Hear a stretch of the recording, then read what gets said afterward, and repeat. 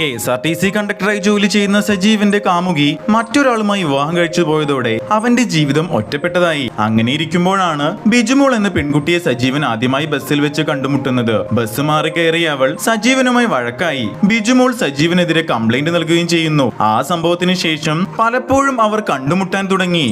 പതിയെ അവരുടെ ഇടയിൽ ഒരു അടുപ്പം രൂപപ്പെടുന്നു. അവസാനം സജീവൻ ബിജുമോളെ വിവാഹം കഴിക്കാൻ തീരുമാനിക്കുന്നു.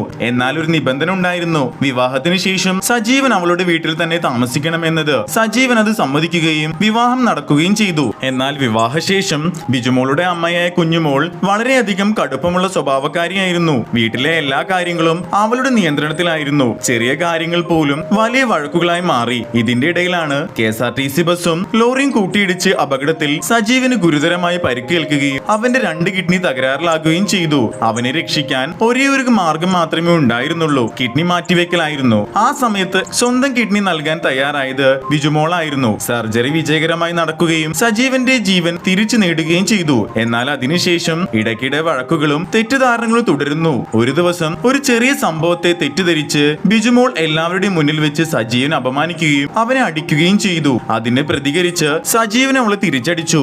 ആ സംഭവം അവരുടെ ബന്ധം പൂർണ്ണമായും തകർത്തു. ബിജുമോൾ സജീവനോട് ഡിവോഴ്സ് ആവശ്യപ്പെടുകയും താൻ നൽകിയ കിഡ്നിക്ക് നഷ്ടപരിഹാരം വേണമെന്ന് പറഞ്ഞ് കോടതിയിൽ കേസ് കൊടുക്കുകയും ചെയ്തു. കോടതിയിൽ വാദം നടക്കുന്നതിനിടയിൽ ബിജുമോൾ ഗർഭിണിയായിരുന്നു. അതോടെ അവൾ പറഞ്ഞ ചില ആരോപണങ്ങൾ തെറ്റാണെന്ന് തെളിഞ്ഞു. എന്നാൽ അവളുടെ അമ്മ സജീവൻ അവളുടെ ജീവിതത്തിൽ നിന്നും പൂർണ്ണമായും അകറ്റാൻ ശ്രമിച്ചു. ഒടുവിൽ ബിജുമോളിന് തന്റെ അമ്മയുടെ പ്രവർത്തികൾ തെറ്റാണെന്ന് മനസ്സിലായി. അതേ സമയത്ത് വീട്ടിലുണ്ടായ ഒരു ബഹളത്തിനിടയിൽ വീട്ടിലെ പോത്ത് നിയന്ത്രണം വിട്ട് കുഞ്ഞുമോളെ ഇടിച്ച് കിണറ്റിലേക്ക് തള്ളുന്നു. ആ അപകടത്തിൽ കുഞ്ഞുമോൾ മരിക്കുന്നു. ആ സംഭവത്തിന് ശേഷം സജീവനും ബിജുമോളും വീണ്ടും ഒരുമിച്ച് ജീവിക്കാൻ തുടങ്ങുന്നു.